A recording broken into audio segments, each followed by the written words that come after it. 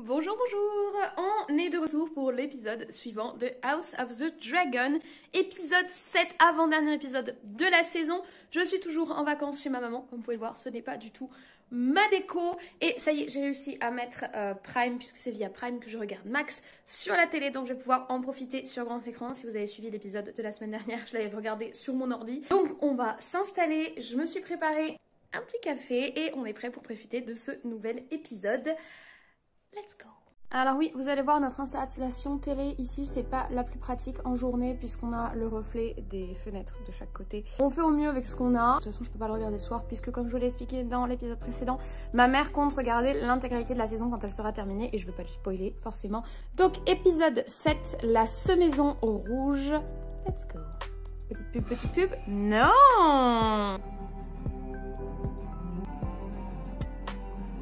Et pas le chien. Le chien est en balade.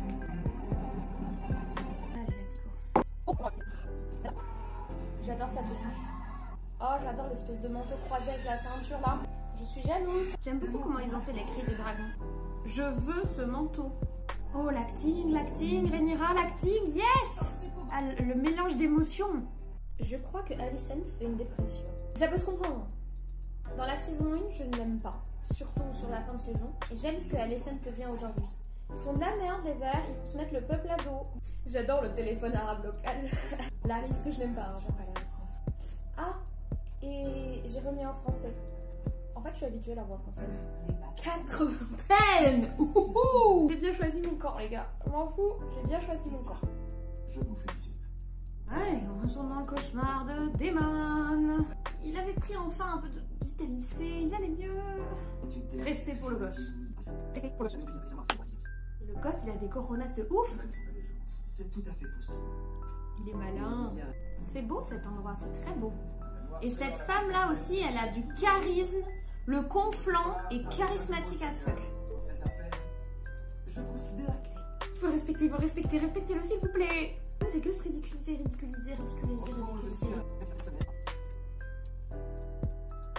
Allez, Daemon! C'est horrible. Je préfère Otto. Ah bah tiens, voilà le diable. Le démon. Ça y est.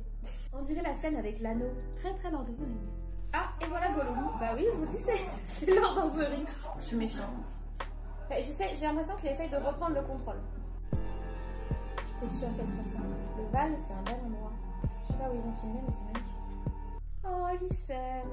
J'adore les passages dans la cité. Oh, elle est belle cette scène. C'est beau. Putain de ça me fait. Visuellement, il y a des scènes qui sont belles.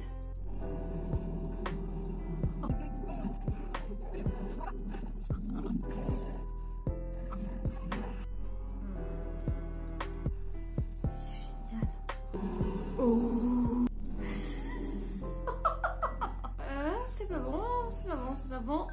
Ouh. Ça va pas du tout. Oh, quel est kiki celui-là. Ça va bien. Une fois encore, c'est génial, ça n'en finit pas, j'adore. On est à combien là? Ok, on a 59 minutes, mais il se passe tellement de trucs dans une heure. Il est con ou quoi? C'est un imbécile. I'm idioten. Parle valérien là, parle mieux. Ma reine. Oh mon Ulysse. Coucou bébé, oui. Attends, il y a les dragons mon doudou. Il y a les dragons, oui, je suis contente de te voir. Il y a les dragons. Coucou. Oh là là. Oui, il y a les dragons, Doudou, il y a les dragons. Et c'est fini. Tu vois l'épisode, il est... Non, laisse le chat. L'épisode, il est fini, mon doudou. C'est fini. T'es rentré pile comme il faut. Et oui. Oh là là. Bon, je vous retrouve tout à l'heure pour vous donner mon avis.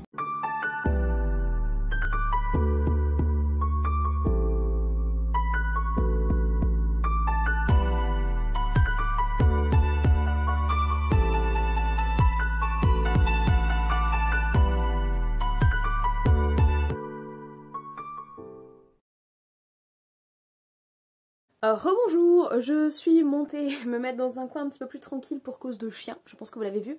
Mais du coup, mon avis sur ce 7e et avant-dernier épisode, Je trouve qu'il y a beaucoup d'avancées sur les enjeux, mais du coup j'ai peu d'espoir sur une fin de saison en apothéose comme ce à quoi je m'attendais. Là encore une fois ce sont mes attentes, c'est-à-dire qu'on a quand même déjà quelque chose de très fort qui se passe dans cet épisode, mais je doute qu'on rentre vraiment dans les hostilités dans l'épisode suivant. Je pense qu'on va voir un 8e et dernier épisode de saison qui va être peut-être dans les négociations ou dans les préparations de guerre plus que dans la guerre elle-même. En tout cas c'est comme ça que je le sens, peut-être que je serai surprise la semaine prochaine. Mais j'ai beaucoup aimé cet épisode, déjà je vous l'ai dit plusieurs fois dans mes réactions à chaud. Visuellement l'épisode est absolument sublime. Le passage avec Alicent là, c'est juste une parenthèse, c'est magnifique et l'évolution du personnage de Alicent tout au long de cette saison, je crois que c'est mon évolution favorite avec l'évolution de Aegon. C'est bien écrit, on arrive totalement à comprendre ce qui se passe dans la tête de ces personnages. C'est des personnages qui sont quand même assez clivants, que personnellement je n'appréciais pas humainement parlant, on va dire. Alicent, elle a pris plein de mauvaises décisions, je la déteste pas, mais elle a quand même pris plein de très mauvaises décisions dans sa vie, poussée par son père, etc. Là, je trouve que son évolution et ce passage absolument sublime d'elle qu'on a dans cet épisode, franchement, c'est superbe.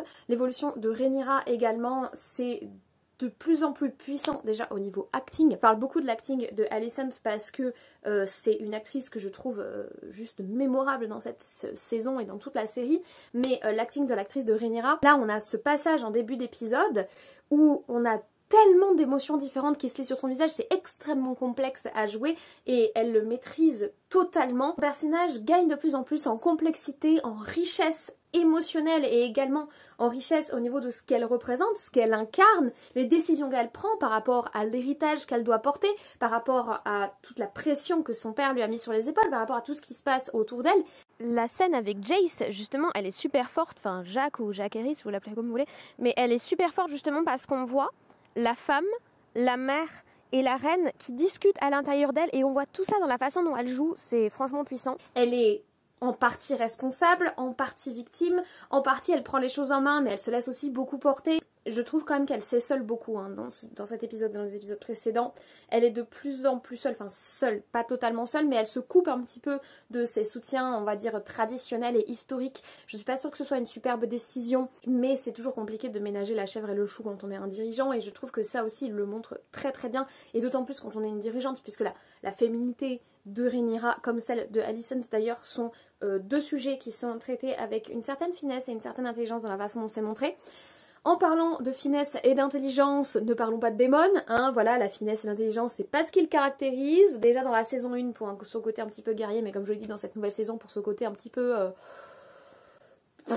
relou. Mais par contre, là où on a de la finesse et de l'intelligence, c'est que dans l'arc de Daemon, on a ce jeune homme qui explose dans cet épisode, mais oh, respect sur lui. Il me fait un petit peu penser à la fille de l'île aux ours dans Game of Thrones, je sais pas si vous vous souvenez, par la même actrice qui a joué dans The Last of Us d'ailleurs, qui m'avait marqué par son charisme. C'était une petite jeune fille, mais elle portait un charisme de fou dans Game of Thrones, et bien je retrouve ça dans ce personnage, dans cet épisode. J'ai adoré ces scènes, j'ai adoré la façon dont il interagit avec Daemon, et la façon dont Daemon réagit, c'est-à-dire que d'abord il réagit en Daemon saison 1, mais on sent des fractures dans son armure, on sent que le soldat est hanté et il se pourrit de l'intérieur.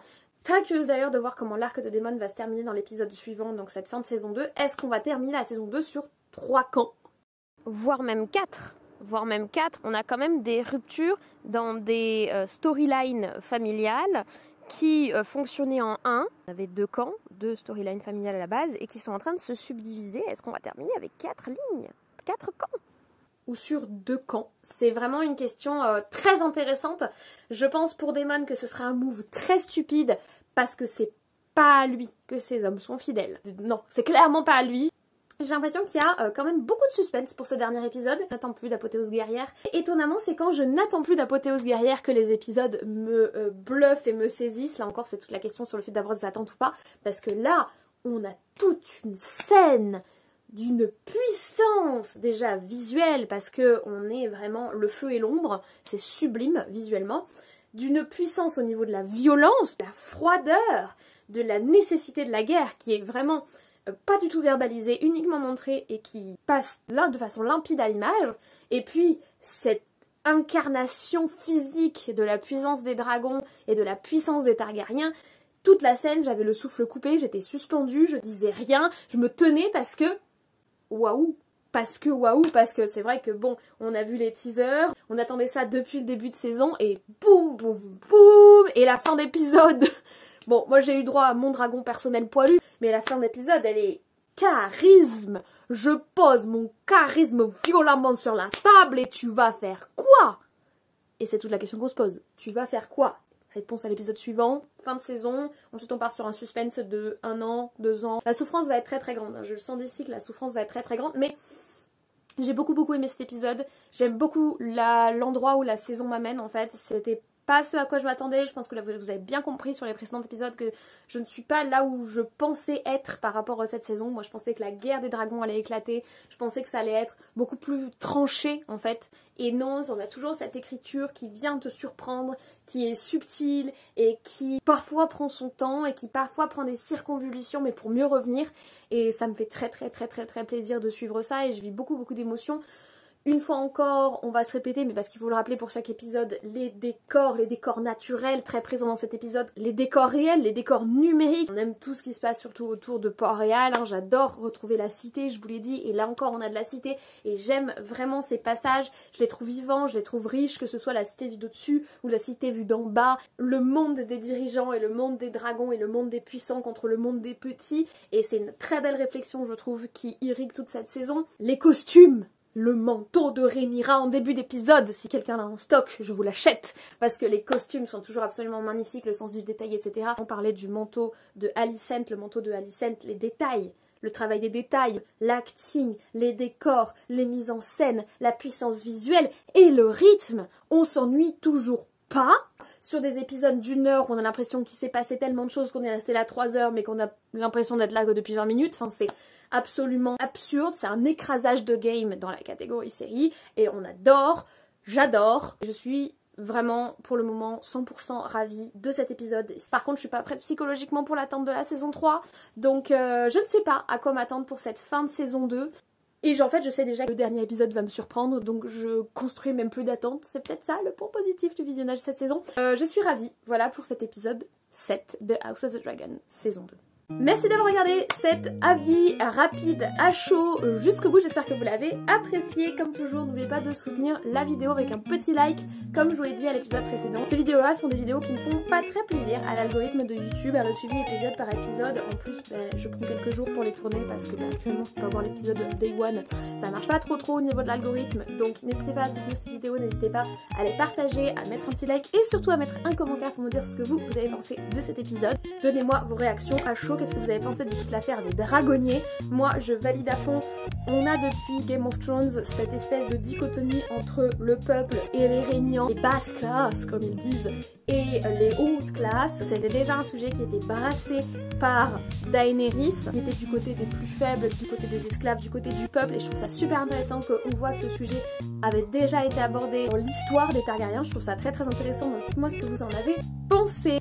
Et n'oubliez pas de vous abonner pour terminer la série ensemble la semaine prochaine et également pour toute actualité cinéma et série. Moi je vous embête pas plus, je vous souhaite une très bonne journée, une très bonne semaine et de très bons visionnages. Peut-être du coup épisode 7, avant-dernier épisode de la saison 2 de House of the Dragon. D'ici là prenez soin de vous, je vais essayer d'en faire de même et on se dit à la semaine prochaine pour la fin de la saison et à très vite pour les prochaines vidéos. J'ai réussi à le connecter à la télé de ma mère, c'était pas une mince affaire, je vous le cache pas.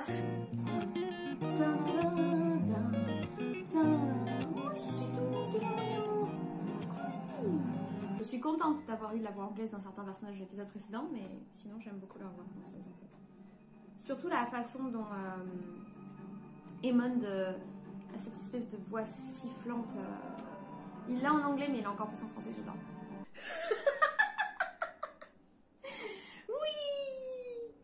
Nous allons lever une armée de bâtards. J'adore. Il est face à Daemon et il lui dit ses 4 vérités. Yes, boy. Je l'aime bien. Je ne cache pas que mon cœur l'a ardemment désiré. Plutôt qu'un seigneur, vous aurez une reine. Laris, il mijote un truc là, Laris. Je crois qu'il a peur de ne pas pouvoir contrôler. Oh non! retrouvé. Oh, on a pris un imbécile. Oui, j'ai chicoté, tu vois. Descends, hop, descends du canapé. Il faut le bazar. Son épisode gagne. Son personnage gagne en complexité, gagne